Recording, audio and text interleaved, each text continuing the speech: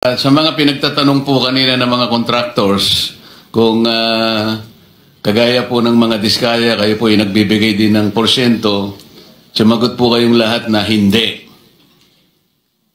Parang lumilitaw po ay yung mga diskaya lang ang nagbibigay ng porsyento at kayo pong lahat ay hindi.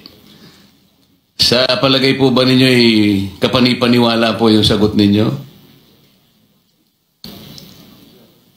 So, wala pong sumasagot. Palagay ko sila din hindi naniniwala sa kanilang mga isinagot kay Senator Erwin. Senator kailangan po nating magmadali ng konti kasi para makapag-take advantage po tayo sa presence ng ating Secretary of DBM. Marami pong tatanong tayo sa kanya. Mr. Chairman, tutuloy ko lang po yung questioning ni Senator Tulfo kay Mr. Engineer Hernandez. Magkano ang sweldo ng Assistant District Engineer? Nasa 70,000 po monthly. Okay, 70,000. Pero yung mga nakasulat, nakaregister sa mga pangalan mo na sasakyan, ano-ano yung mga yon? Meron po akong Toyota. Tsaka mga motor. Toyota Supra po, tsaka po yung Challenger po, Dodge. Magkano ang Toyota Supra? Noong time na 4 million po. Magkano ang Dodge Challenger? 7 million po. Meron ka ring mga motor, di ba? Yung motor po, buy and sell po. Ano yun? Bali, yung kapatid ko na nagba-buy and sell po. Di, mga nasa pangalan mo. Hindi ko po matandaan, Your Honor. Meron kang Ducati, 2022 Ducati. I'm sure alam ni Senator JV to dahil mahilig to mag-rider. No? Worth 2.1 million. Meron ka ring BMW R1250 worth 1.2 million. And then, ang asawa mo meron rin, nabanggit na ni Senator Tulfo, meron ring Lamborghini Urus Performante. Tama ba? Magkano yung Urus? Your Honor, ang alam ko lang po, naging share dun is nasa 5 million pesos po. Well, yung presyo niya po talaga, hindi ko po alam kung magkano po. Kasi base, pina-cost out namin to sa customs. Pagbayad ang taxes, ang Lamborghini Urus is 30 million. Ang Toyota Supra is about 10.8 million. Ang Dodge, nasa mga 9.2 million. So, kung may sweldo kang 70,000 a month, paano ka nakabili ng 30 million na sasakyan?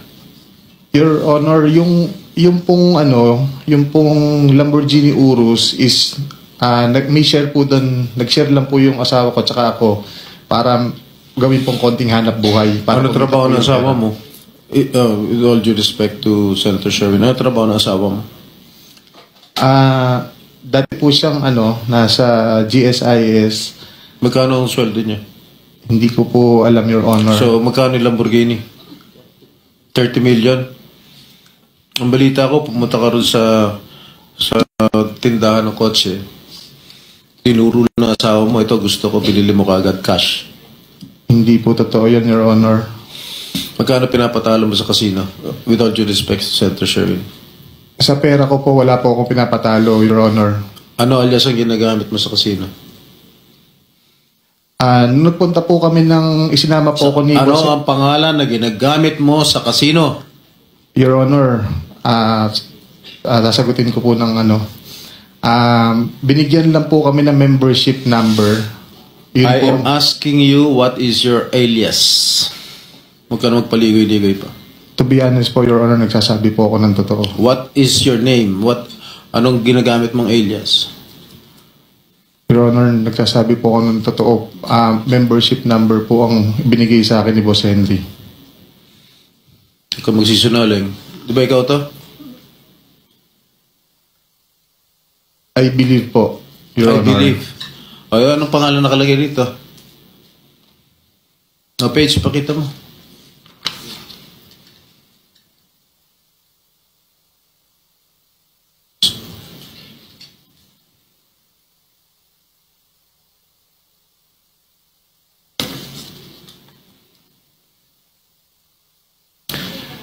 Basahin mo.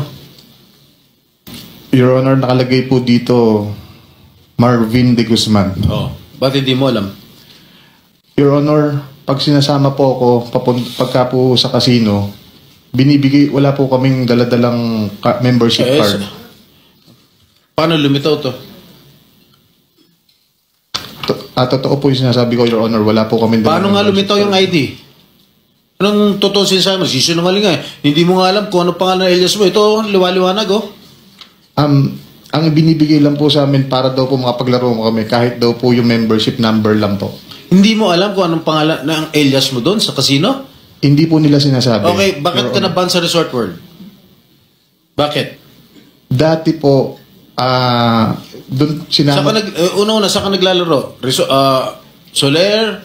Okada? Resort World? Anong pang mga casino pinaglalaroan mo? In Okada, hindi po kami nakarating doon. Saan? Soler? Soler po. Magkano pinatalo mo dyan? Your Honor, hindi po ako naglaro ng pera ko dito. Ano? Kanino pera? Pera gobyerno? Hindi po, pera po ng boss ko. Sino boss mo? Si D. Henry Alcantara po. Totoo ba yun? Hindi po, Your Honor. Bakit ko naman po, kung pera ko po yung ba't ko po pahiram sa kanya, pagagamit ko po sa kanya? Oo nga naman. Alam mo, give me a good reason why I should not cite you in contempt. Mr. Chair, dalawa na sila, pati si Alcantara, dahil sinungaling din eh. Pareho sila. Okay, give me a good reason. Because if your reason is unacceptable to all of us here present, we will be forced to cite you in contempt. Your Honor, okay lang po bang magkwento ako para medyo maliwanag po? Noong dati po kasi, mga 2023, ako po, pag sinasama po ako ni Boss Henry, si Engineer JP Mendoza, si Engineer RJ Domasic, saka Engineer Justin Nuevo, pagka po pumupunta kami noon sa Resorts World, nananalo po kami. Totoo po, nananalo po kami ng umabot po ng hundreds of millions sa casino.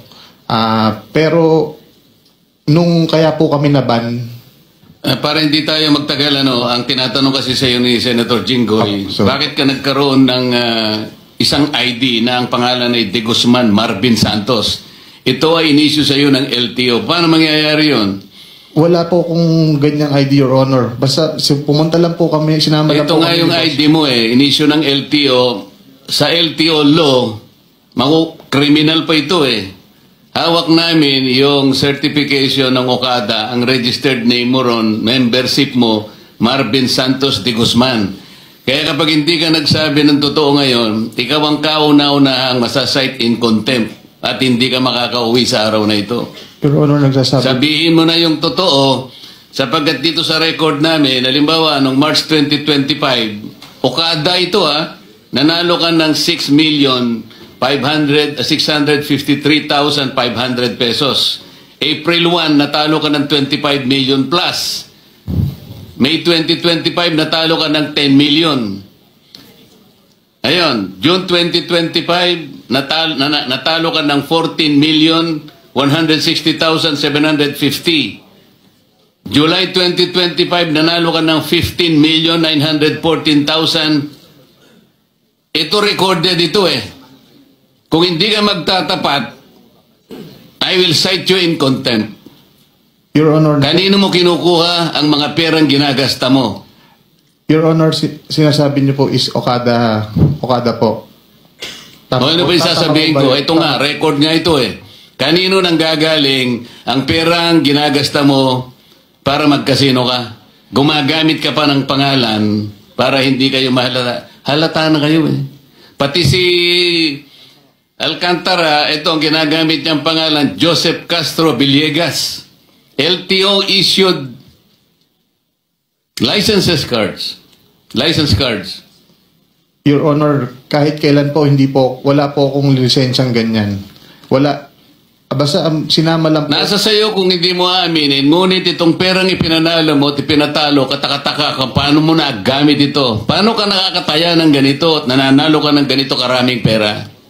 Your Honor, ang natatandaan ko lang po, napunta po ako ng Okada is umattend lang po kami ng ng convention. So hindi mo Naglaro- aaminin hindi po. na ikaw ay nanalo kahit na ito ay nasa record na ng Okada? Hindi ka aamin ito? Your Honor, hindi po talaga. Hindi po talaga. Hindi po totoo yan, Your Honor. Mr. Chair, can we just cite this individual Hernandez in contempt, Mr. Chair? Kasi malinaw pa sa sikat ng araw, nagsisinungaling na, may dokumento ka ba? Pwede mo magsinungaling ang LTO? Ikaw yung nagsisinungaling. Wag mong pilitin. Talagang hindi na. Sinasabi na nga namin ni Senator Jinggoy kay Chairman i-contempt ka na para wala pang tao yung kulungan namin sa ilalim. Your Honor, nagsasabi po ako ng totoo. Nandito po ako para makipag-cooperate po. Kung Nagsasabi gusto po mo ako ng makipag-cooperate, aminin mo na lang sapagkat ito yung sulat ng Okada sa akin mismo, dated September 5, 2025. Ako na nga ang nagbibigay sa iyo ng tsansa na sana umamin ka na sa kabila ng sinasabi ng makasama ko na pwede ka na naming i-contempt ngayon. Sinabi mo hindi ka nagpupunta sa Okada, di ba?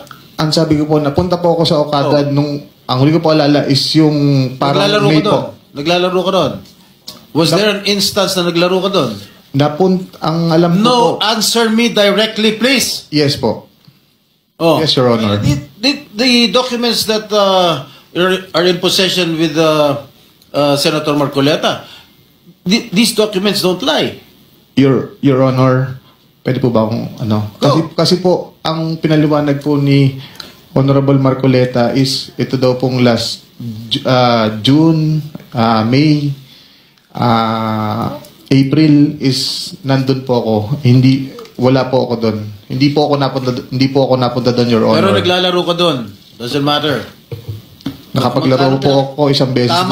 Tama ba yung sinasabi ni Chairman na nagpatalo ka ng ganong kalaki halaga? Record na yan. Galing sa casino. Ang sinasabi ko sa iyo ay base sa record ng Casino Okada. Hindi namin invento ito. Kaya kung hindi mo aminin ito, mapipilitan ako pag may nag-motion dito na kasama ko at merong nag-second demotion, you will be cited in contempt. At alam mo ang magiging epekto nito. I second the motion of Senator Erwin Tulfo. Is there already a motion? I did, Mr. Chair. There is a motion to cite anong pangalan na dito? Bryce Hernandez, a.k.a. Marvin Santos de Guzman, in contempt. And seconded by Senator Jinggoy. Any objection? Hearing none, the motion is approved. Mr. Committee Chair. cites in contempt Bryce de Guzman, a.k.a. Marvin Santos de Guzman, in contempt. Mr. Chair.